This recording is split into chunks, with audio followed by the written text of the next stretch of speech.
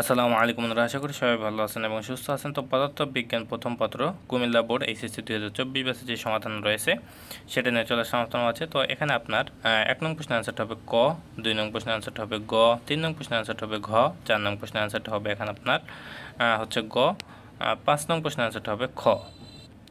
এরপরে 6 নং প্রশ্নের অ্যান্সারটা হবে ঘ, 7 নং প্রশ্নের অ্যান্সারটা হবে ঘ, 8 নং প্রশ্নের অ্যান্সারটা হবে গ, 9 নং প্রশ্নের অ্যান্সারটা হবে এখানে 9 নং প্রশ্নের অ্যান্সারটি হবে আপনার মূলত ক নম্বর, এখানে আই নম্বর শুধু অ্যান্সারটা হওয়ার কথা।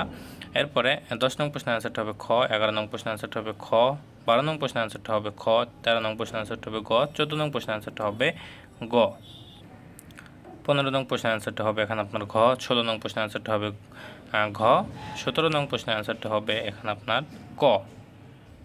এরপরে 18 নং প্রশ্নের অ্যান্সারটা হবে ঘ, 19 নং প্রশ্নের অ্যান্সারটা হবে এখানে আপনার ক, 20 নং প্রশ্নের অ্যান্সারটা হবে খ, 21 নং প্রশ্নের অ্যান্সারটা হবে এখানে আপনার 1/2 এটা। এরপর 22 নং প্রশ্নের অ্যান্সারটা হবে ক, 23 নং প্রশ্নের অ্যান্সারটা হবে ঘ, 24 নং প্রশ্নের অ্যান্সারটা হবে গ, 25 নং প্রশ্নের অ্যান্সারটা হবে ঘ। তো এই ছিল 25টা MCQ। তো আশা করি সবাই বুঝতে পারছেন। সবাই ভালো থাকবেন, সুস্থ থাকবেন, আজ সাথে থাকবেন। সালামু আলাইকুম।